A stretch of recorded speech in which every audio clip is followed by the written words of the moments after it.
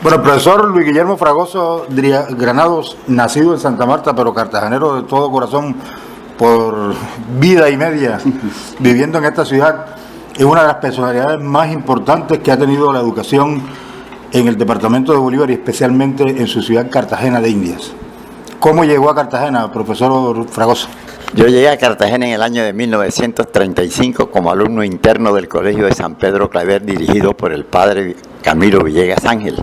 Interno, y ahí duré hasta el año 40, que me gradué de bachiller, y ahí seguí como secretario de ese colegio.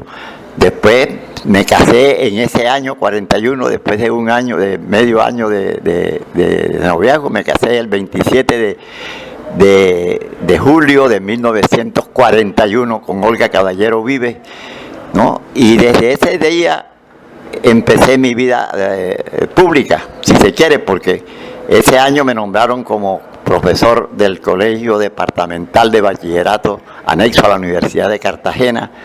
De allí pasé al Colegio de la Esperanza como vicerrector, como profesor primero de álgebra de cuarto año de bachillerato, después como vicerrector. Duré como vicerrector de ese colegio durante 24 años, hasta el año de 1964, en el cual renuncié por cuestiones personales. Me nombraron en el Colegio Ignacio Bolívar en el 64. De allí me votaron en el 68 porque no estuve de acuerdo con ciertas normas que se estaban estableciendo allí. Me nombró el gobernador del departamento de Bolívar, el doctor Donaldo Badel, como rector del Liceo Vélez de Magangué, cosa que discutimos mucho porque yo no quería irme para Magangué, pero bueno, acepté después de condiciones. Me tuve 5 años en Magangué. El rector, el gobernador del departamento del año 71, el señor Subiría, me trajo de Magangué para el Colegio Liceo de Bolívar, en el cual duré 5 años como rector. Salí de allí también, renuncié porque el gobernador entrante tenía su candidato, no me iba a apoyar, yo renuncié. Me nombraron en el liceo, en el Colegio Jorge Washington, como coordinador académico de este colegio que estaba en una crisis espantosa, no solamente de alumnos, sino de pugnas internas entre los miembros. Duré 4 o 5 años también, y ahí terminó mi carrera como profesor. No me pude jubilar como maestro, porque el sueldo que ganaba en el Liceo Bolívar como rector era muy pobre. Entonces el gobernador de la época, Watson Figueroa, que era el gobernador del departamento de esa época, me nombró como coordinador del médico de la Caja Social del departamento de Bolívar, y ahí duré año y medio, hasta el año 88, en diciembre del 88, en el cual me jubilé con el sueldo último, como se hacía de costumbre en aquella época. El último sueldo era el que le daba a uno la jubilación. Me jubilé, y desde esa época, en el año 88, soy jubilado del departamento de Bolívar. Bueno, profesor Fragoso, ¿por qué la decisión de venirse a estudiar a Cartagena y por qué en el Colegio San Pedro Claver, de uno de los también personajes inmarchitable de la educación de Colombia, el padre Camilo Villegas Ángel? Bueno, en primer lugar nosotros, yo viví en Ciénaga, y yo estuve interno en Ciénaga cuando me mudé desde el año 30 a Ciénaga, desde mi pueblo natal. Yo nací en Orihueca, pero me bautizaron en Ciénaga, por eso mi partido dicen que yo soy cienaguero. Yo nací en Orihueca, que es un municipio, un corregimiento de Ciénaga, Magdalena, que está a una media hora, 45 minutos de Ciénaga en tren. Yo nací en Orihueca, y en el año 30, cuando se formó la huelga de los bananeros contra el gobierno o contra la empresa United Company, me trajeron para Ciénaga en el año 30. En el año 30 yo fui un muchacho muy inquieto. Nunca estuve en la casa, sino que me metía, apenas llegaba del colegio, me ponía los libros, y como yo me sabía mis cosas, pues creía que ella sabía mucho. Mi abuela, que fue con quien nos crió, quien nos crió a nosotros, le puso la queja a mi papá que estaba en Orihueca y él me puso interno en el colegio moderno de Ciénaga en el año 31. Yo estuve interno 31, 32, 33 y 34, interno en el colegio de Ciénaga, en un colegio llamado el Colegio Moderno, del señor Víctor Gallardo. Entonces mi papá encontró a un joven, Enrique, papá del que es hoy dueño de la Universidad Núñez. Núñez. Sí. El papá de él Miguel era Núñez. profesor del colegio de San Pedro Claver. Y le dijo a mi papá, ¿y tú por qué no mandas a esos muchachos si tú tienes plata, tú puedes pagar esa vaina y manda a tus hijos a Siena, a Cartagena, a un colegio muy bueno que yo trabajo ahí y lo regenta el cura Villegas. Y mi papá aceptó y nos mandó en el año 35 con mi abuela y mi otro hermano a internos al colegio también en el año 1935. Nosotros vinimos aquí en febrero primero, y el día 2 estábamos internos. Bueno, profesor Fragoso, ¿cuántos años tenía cuando llegó de interno y cómo era la vida de un interno en un colegio regentado por un sacerdote en una época tan especial de la ciudad de Cartagena? Yo nací en el año 20, en el año 30 cumplí 10 años, en el año 35 15, y en ese año 35 que cumplí 15 años fui interno aquí. El internado del colegio, los internados del colegio, conforme fue conmigo, los estuve yo manejando durante 24 años en el colegio de la Esperanza. Eso me dio a mí las instrucciones que yo recibí como alumno, me sirvieron para yo darlas después como profesor en los colegios en los cuales actué. Porque la disciplina, ante todo, era el cumplimiento estricto de las órdenes dadas por los rectores o por los profesores.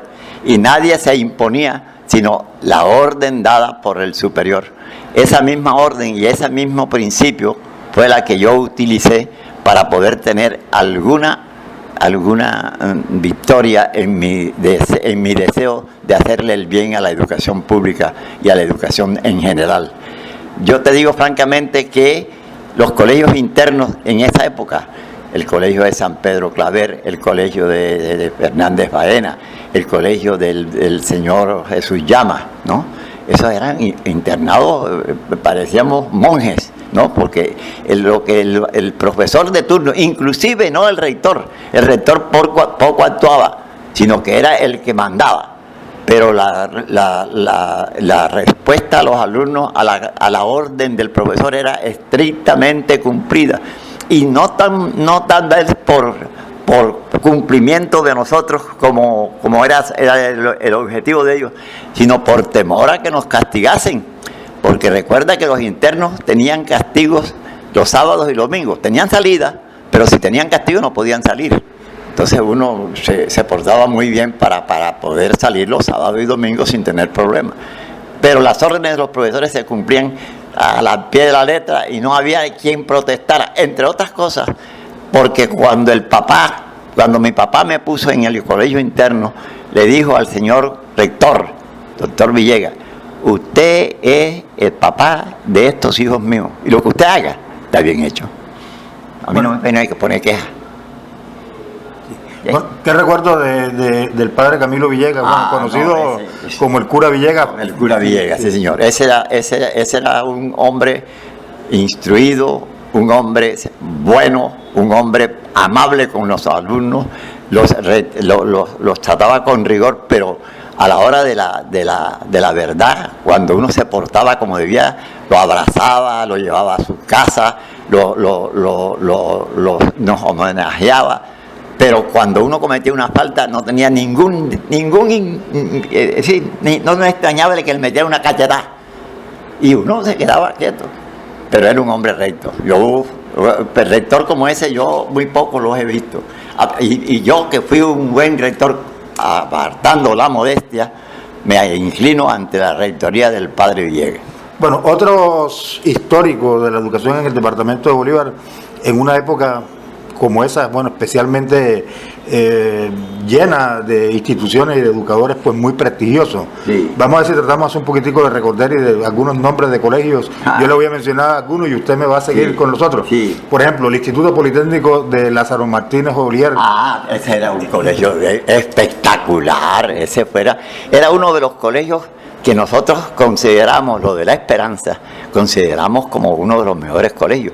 El colegio de Jesús Llamas Mendoza, León 13. el León 13, el colegio de La Esperanza, el colegio de Fernández Baena. A pesar de que el viejo Fernández Baena no fue ¿cómo se llama? Un graduado en eso. Ese colegio, bueno, tenía un vicerrector que era muy bueno, que era el doctor Luján, vicerrector que le puso el colegio a altura. Pero esos son grandes maestros que uno no olvida nunca. El maestro, ¿cómo se me olvida el maestro? Irizarry. No, el maestro Irizarry, esa era la cuña. Antonio María de Irizarry era un hombre bueno. Desafortunadamente, su salud no le permitió terminar su vida como era, ¿no? Pero el hijo, te advierto que el hijo fue a educarse a los Estados Unidos y vino educado y vino sabiendo lo que aprendió. Lo que aprendió Jorge de Irizarry en el Estados Unidos lo vino a poner en práctica en su colegio. Acuérdate que hay un colegio hoy que se llama La Nueva Esperanza, regentado por Jorge de Irizarry Núñez, que es un gran rector. Aparte de sus defectos como naturales, que son los defectos de los hombres, ¿no? Es un gran rector y sabe de eso. Tanto sabe que ya eso lo compró todo y está comprando más terreno, porque ahí va a haber una cosa grandísima que él quiere poner. Pero de los antiguos, José Llamas Mendoza, el doctor Irizarry, el señor Fernández Baena, el Olier, había un colegito que no era, que llama Colombia, regentado por Ricaurte, el doctor Ricaurte, perdóname.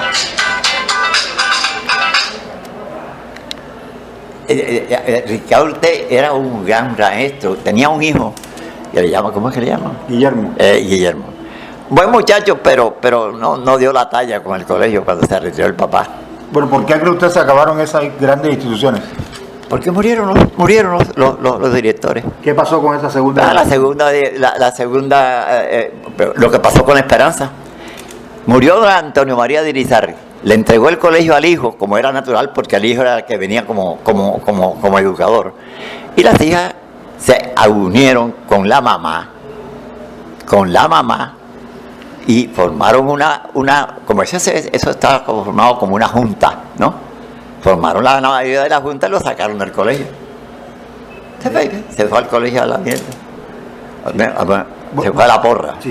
Bueno, el profesor Fragoso, usted casado con un apellido que suena a educación por todos lados, Lucía Caballero Vives. Olga Caballero Vives. Olga Caballero, perdón. Bueno, Octaviana del C. Vives, que esa fue la mamá. Vives Cowan. Vives Cowan. Vives Cowan, que era pariente de Antonio María de Irizarry. ¿Y el Tuerto López? Exactamente. Ellos fueron parientes y desafortunadamente también murieron. Octaviana murió también. Y afortunadamente quedó el colegio con el nombre de ella todavía. Sí. Ahí está. En el pie de la popa primero. En el pie de la popa. Y ahora está ahí junto a la iglesia de Amberes, por ahí. El colegio de Octaviana del C. Vive. Esa fue una mujer grande. Bueno, ¿qué recuerdo de ella? Fernán Caballero. Fernán Caballero Vive. Fernán era un hombre dado a la, ¿cómo te diré yo? A la prepotencia, no le puso mucho cuidado a su colegio y por eso ese colegio se le cayó. Él no le puso mucho cuidado, le ponía más cuidado a su vaina personal, pero era un hombre serio y sabía lo que tenía en mano, porque él estudió especialmente eso. Él estudió en Manizales, él se fue de aquí porque a él le mataron un hermano y él creyó que lo iban a matar a él. Y le mataron al hermano. ¿Por política? Por política. Entonces él se fue de aquí, se fue para Manizales, allá hizo su curso de filosofía y letras, aprendió su materia, fundó el colegio de él, Liceo ¿no? de la Costa. El Liceo de la Costa, que también se lo dejó a los hijos y lo volvieron un desastre. De manera que no vayas a creer que las antiguas edades de profesores se acabaron aquí, los colegios buenos se acabaron aquí porque los institutos que ellos fundaron se acabaron. Y los herederos nunca supieron manejar esos colegios. Yo me lamento de no haber podido seguir en el Colegio de la Esperanza, porque yo hubiese tenido un sueldo de ahora de 10 millones de pesos. Y yo, como nunca fui hombre de tener dinero, ni de estar pensando en jubilación, yo nunca pensé en eso. Mira, cuando yo trabajaba en el colegio como coordinador académico del colegio de Jorge Washington, que era un colegio bilingüe, yo me ganaba hasta 600,000 pesos en esa época. No, 60,000 pesos. 60,000 pesos. Yo ganaba en el Liceo Bolívar como rector 18,000 pesos como rector del Liceo Bolívar en el año de 1971. Y entonces por eso no me quise jubilar yo como profesor. Yo estoy jubilado como administrativo, porque salí de la Caja de Previsión Social con el último sueldo que me pagó la gobernación, que eran 80,000 pesos. 80,000 pesos. En esa época. Bueno, profesor Fragoso, nombres de educadores populares, de los barrios populares en la ciudad de Cartagena que recuerde. Que te recuerde.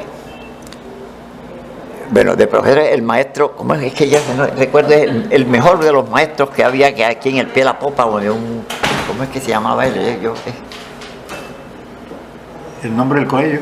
No, es que no lo recuerdo, pero es que ese era el hombre, a ese tipo le decíamos en el Colegio de la Esperanza a todos los alumnos que nos mandara, porque eso teníamos la seguridad de que venían bien preparados. Pero ¿cómo es que se llamaba? Si ese era un hombre popular aquí, lo mismo que el hombre que tenía su colegio ahí enfrente de la bomba, la bomba que está ahí en el Pie de la Popa, que también era un hombre muy bueno, un profesor bueno, pero a mí se me escapan los apellidos. Se me escapan en estos momentos los apellidos de esos dos profesores, de esos dos maestros, que no eran profesores, sino maestros. Es que nosotros en esa época necesitábamos, eran maestros. Los profesores no eran tan sabios como lo son ahora.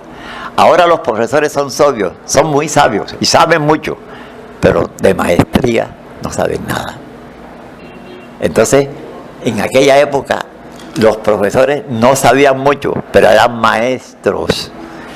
Lo que significaba que sus condiciones para que los alumnos aprendieran eran muy superiores a las que se imponían o se están imponiendo ahora. Tú vas a un colegio ahora y encuentras que el 90 o 95% de los profesores tienen grado de licenciado. Los licenciados son personas que se copan 4 años en una universidad para graduarse en determinada materia, en física, en historia natural, en biografía. Cada uno tiene su especialidad y en eso son muy buenos, son espectaculares, pero la calidad de maestro no se adquiere por ninguna enseñanza. Eso es una cosa natural de la persona. Ninguno te enseña así a ser maestro. Por más que tú quieras aprender a ser maestro, si no tienes la vocación para eso, no vas a ser un buen maestro. Y los profesores de secundaria necesitamos ser más maestros que didácticos. Yo no soy licenciado. Mi único título que tengo es el de ser bachiller del Ministerio de Educación Nacional, porque mi diploma nos dice que el colegio, me dice, el gobierno de Colombia y el Ministerio de Educación Nacional le otorga el título de bachiller al señor fulano de tal, por haber cumplido todas las... Porque a nosotros nos examinaban el gobierno nacional en esa época. Nos mandaban 4 o 5 inspectores a un colegio para que nos hicieran los exámenes finales. De manera que el que salía ahí era porque realmente sabía. Por eso el gobierno nos daba en esa época el título de bachilleres, pero el gobierno, no el colegio. Ahora quien da el título de bachiller es el colegio. Dice el colegio, fulano, no darle el título de bachiller, porque pero a mí mi título de bachiller es del gobierno nacional. Bueno, ¿de qué manera ha evolucionado la educación de ese momento en que usted se graduó hasta acá? ¿Y cree usted que se ha venido a menos o ha ido a más con los avances de la educación? No, la educación ha venido a menos. En primer lugar, porque el gobierno ha sido el culpable de que a los profesores sean víctimas en los colegios de los alumnos, por haber prohibido ciertas reglas elementales, entre otras la de la autoridad. El pobre hombre, el pobre profesor ahora es un ente ahí que hace lo que puede por salvar su profesión, pero que no puede. Entre otros, en la mayoría de los colegios públicos. Tú no te ves que el colegio Liceo Bolívar se acabó. El colegio Liceo Bolívar era aquí el primer colegio de la ciudad y del departamento, y de muchos departamentos. Un colegio que tenía un prestigio, que los bachilleres salían y todos entraban a la Universidad de Cartagena, o a la universidad que quisieran entrar. Se iban a Pasto y entraban a la Universidad de Pasto. Se iban a Bogotá y entraban a la Universidad de Bogotá a estudiar sus profesiones. Ahora, mi hermano, ve al Liceo Bolívar, para que veas que me maremandan ahí. Cuando yo fui rector del Liceo Bolívar, lo primero que impuse fue el cumplimiento estricto de tus deberes como profesor. ¿Cuál era uno de ellos? El llegar puntualmente a clase. Y había una cosa que también obligó a vagabundería. Te quitaban como rector del colegio, o en el Liceo Bolívar, por ejemplo, quitaban a un rector y después lo ponían como director de grupo. Es decir, que le bajaban la categoría y lo ponían como un miserable, porque la verdad es que cuando yo renuncié al Liceo Bolívar en el año 1975, la directora de Educación Pública, Catalina Sebastieri, Álvarez Cayón, él fue el que me obligó a mí a renunciar, porque cuando yo fui a decirle, bueno, vengo a ponerte a la orden en el colegio, yo sé que tú eres el rector, fue como discípulo mío en el colegio San Pedro Claver, pero él vino ya desde allá de Bogotá con un proyecto de nombrar a Almanza como rector del colegio. Entonces yo sabía eso, pero yo tenía el deber de ir donde él a decirle, bueno, yo soy el rector, a ver qué me decía. Me recibió con muchísima frialdad y entonces yo dije, allá en el colegio, voy a renunciar porque este señor no me va a apoyar.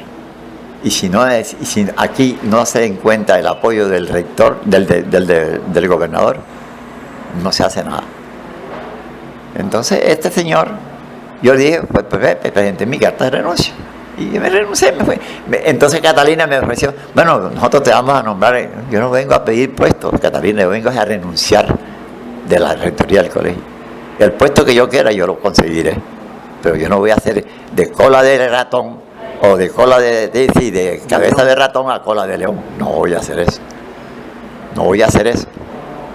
Para mí es una indignidad salir de rector para salir como ser director del grupo del colegio de San Pedro, del mismo colegio.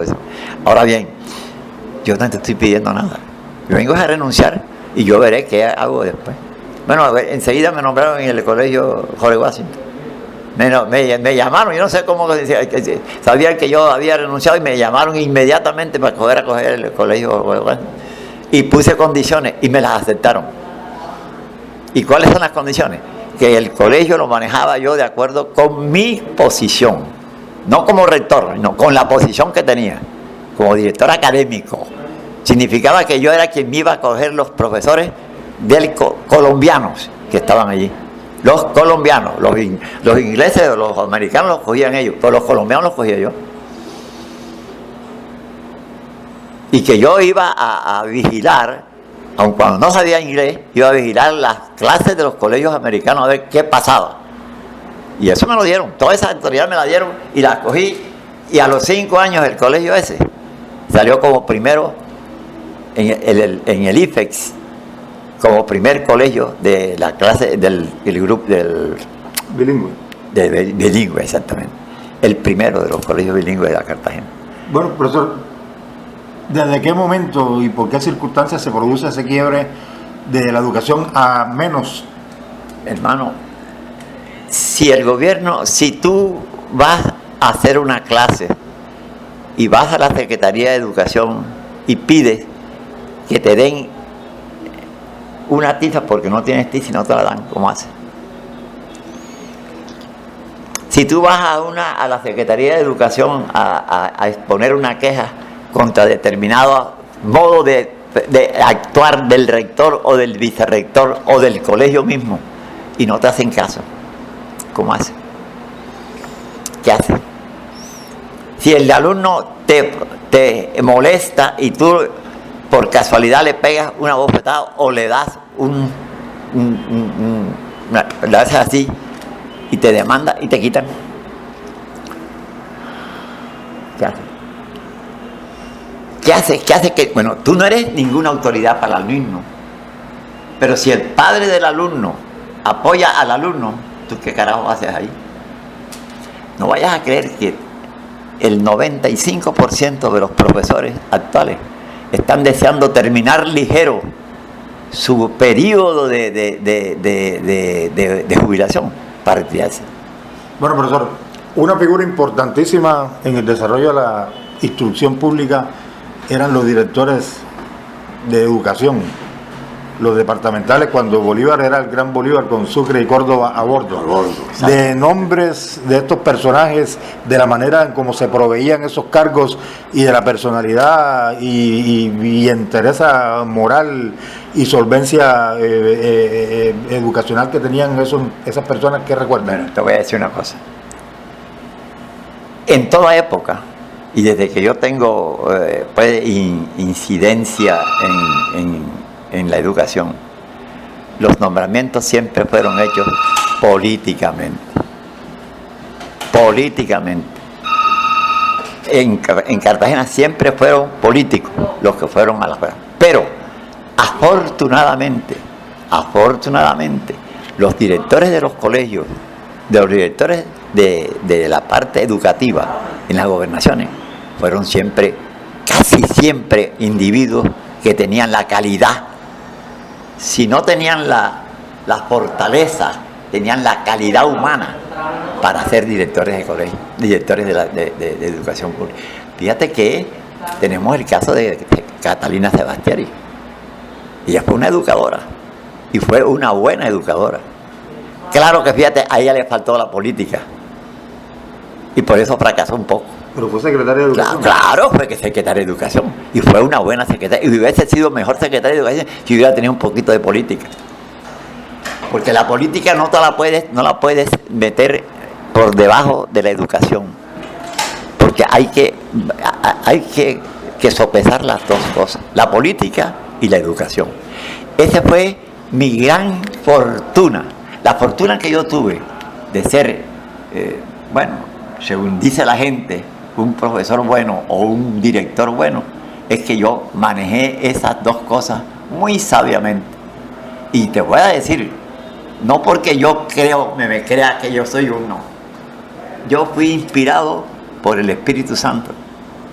Y a mí me daba siempre señales el Espíritu Santo de las cosas que yo debía hacer. Y cuando a mí se me presentaba un problema, siempre sentía señales del Espíritu. Me decía, no te metas ahí. Yo quise ser abogado. Y cuando me fui a matricular, el Espíritu Santo me dijo, no te metas en eso. Sigue como director de colegio, porque vas a ser un mal abogado y un mal profesor. Sigue en la dirección del colegio. Y me salí de la universidad. Después de ser aceptado después de un examen de admisión en la Universidad de Cartagena en el año de 1942. Bueno, nombres afortunados en esas selecciones de directores de salud pública y si de educación. Sí. Yo tengo como buen rector a... No, directores de salud pública, de instrucción pública, lo que son No, son directores, secretarios de educación pública, Sí. Uno de los buenos es Torres. No, Torres no. Ay, bravo, gran amigo mío, no se me va a olvidar. Bueno, otro. Tengo 3 tipos que fueron buenos directores de educación. Pero se me olvidan los apellidos. Nosotros yo tuve la gran fortuna, mi querido amigo, de que el gobernador del departamento me dio a mí siempre la autoridad, que esa fue la que yo pedí cuando por primera vez fui a un colegio público, en el año 68. Cuando yo fui a Bamangué como rector del colegio, puse mis condiciones. ¿Cuáles son? El colegio Liceo Vélez de Mangué lo va a manejar yo, señor gobernador. Ni usted, ni ninguno de los secretarios se puede inmiscuir en el colegio.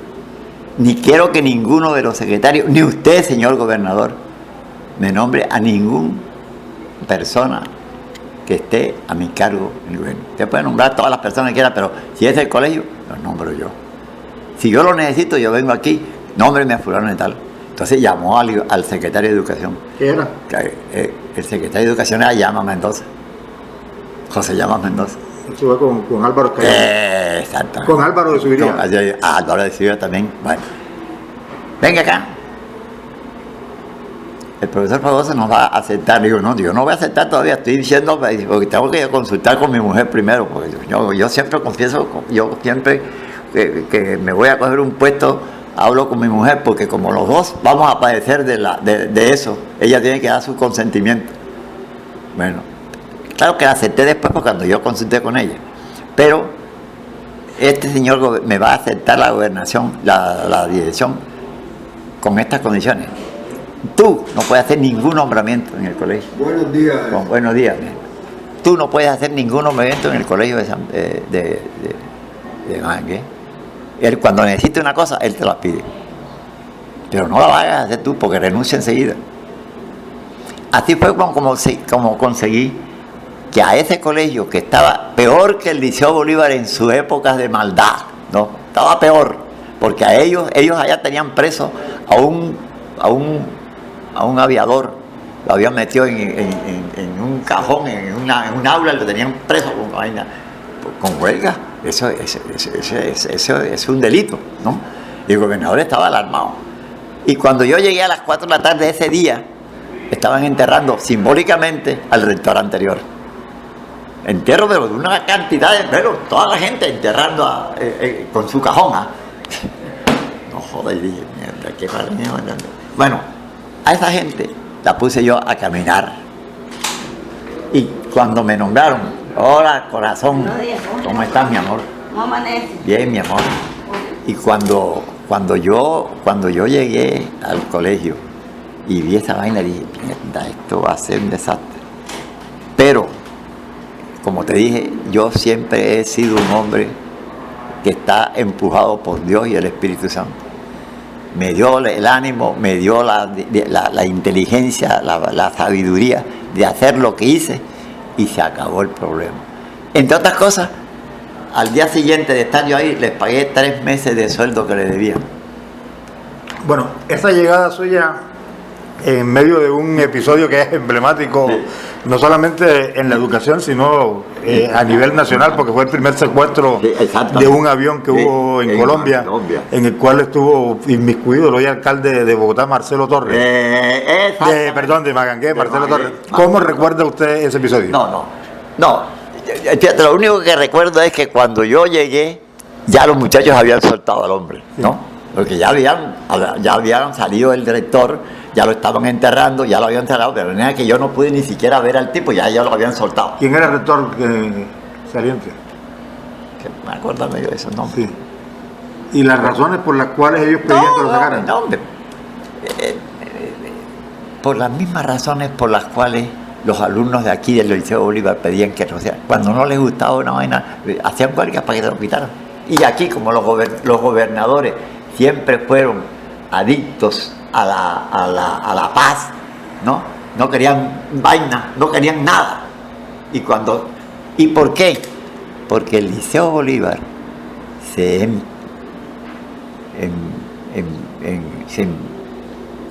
confabulaba con el INEM.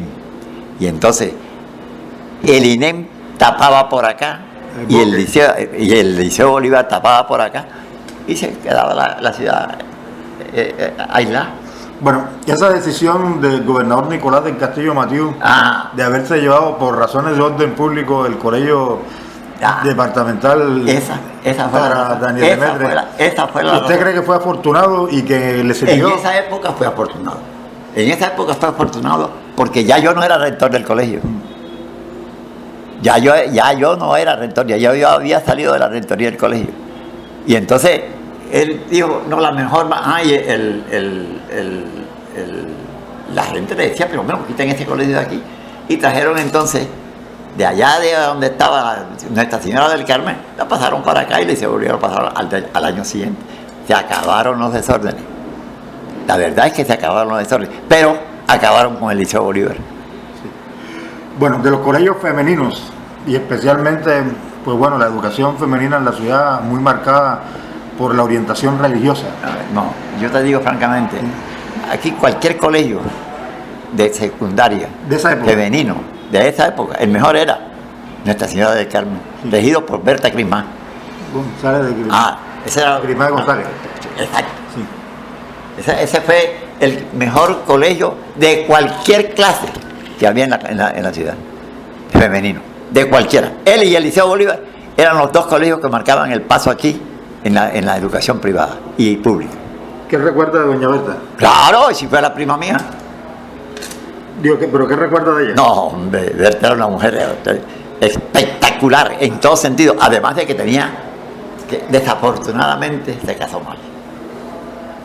Desafortunadamente se casó mal. Pero una belleza, primeramente tenía belleza natural y belleza espiritual. Y ese colegio lo levantó ella. Lo levantó tanto que fíjate tú que a pesar de todo, no ha levantado cabeza. A pesar de todos los esfuerzos que han hecho. Y no ha llegado a tener el prestigio que ella le dejó. Como tampoco ha tenido prestigio el Liceo Bolívar después de que yo salí. Esa es una de las dos cosas que nos une a los dos.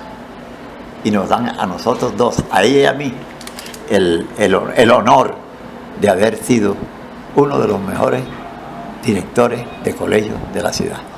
Bueno, profesor Fragoso, ¿cómo recuerda usted la consolidación de la institución de carácter público departamental, primero como Colegio de Bolívar y después como Colegio de la Universidad? Ya en el centro. Mira, yo te digo francamente, el Liceo de Bolívar ha decaído en un 80%. Ha decaído mucho. ¿Por qué?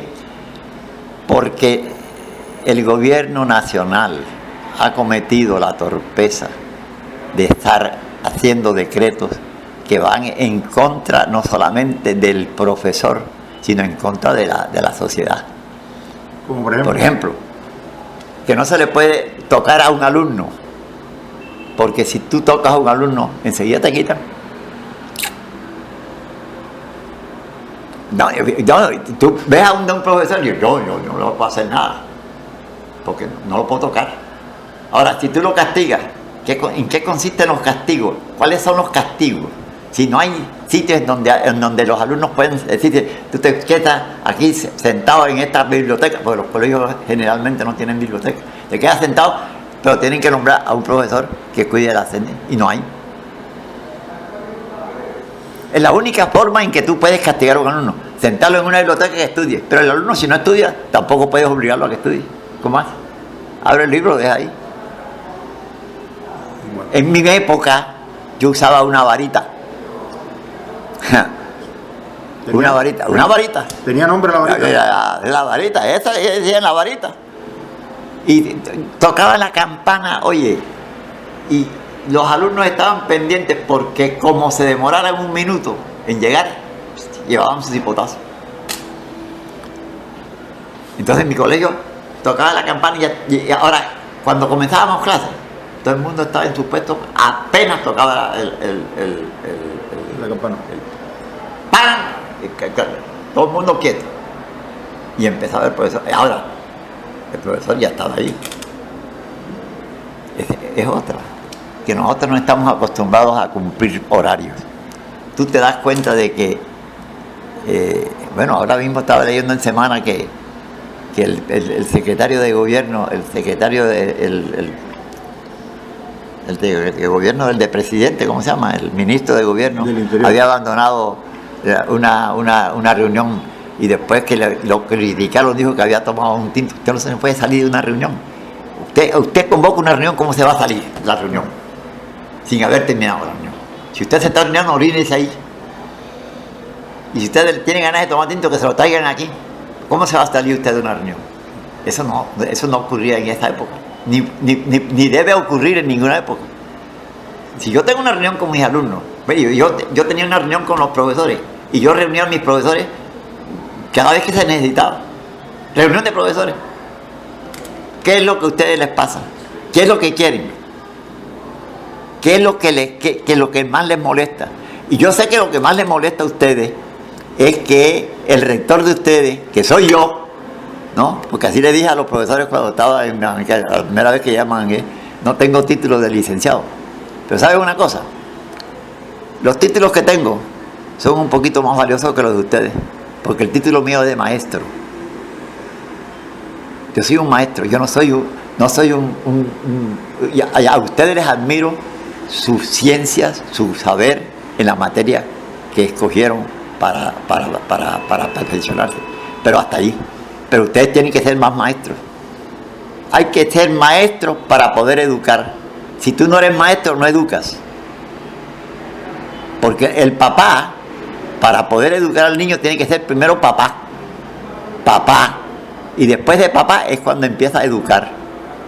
Y si tú no te haces respetar del niño, no eres papá. ¿Qué ahora hay? Que no hay papá.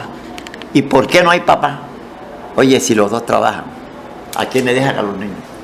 A las meseras, a las muchachas de servicio.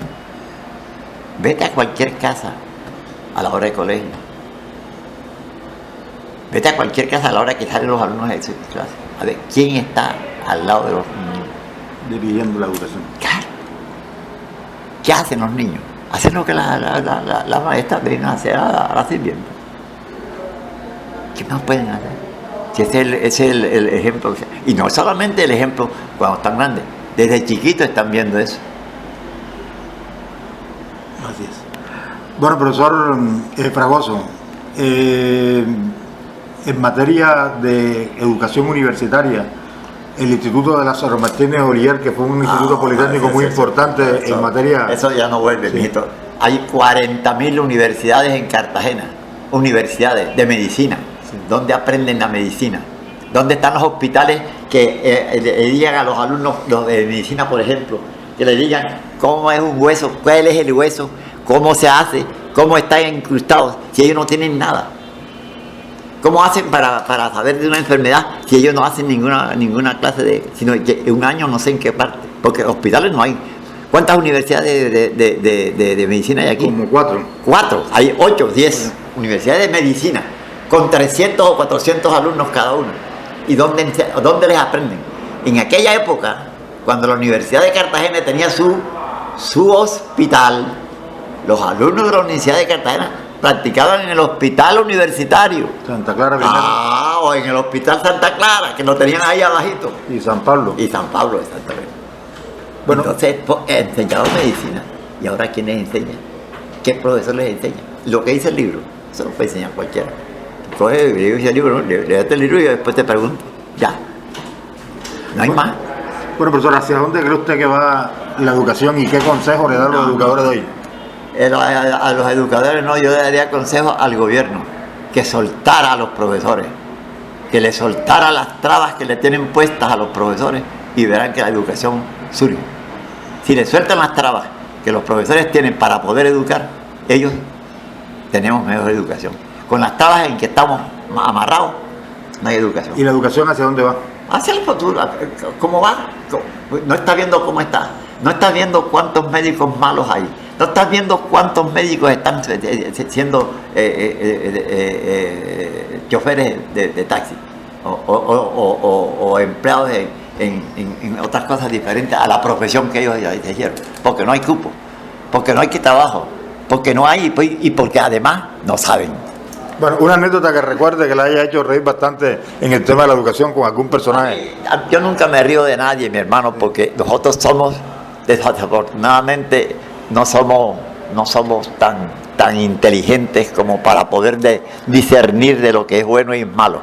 Yo a todo le pongo buena cara y que Dios provea, porque por lo demás no tengo ni tengo la inteligencia, ni tengo ¿cómo diré yo? El deseo de criticar a nadie.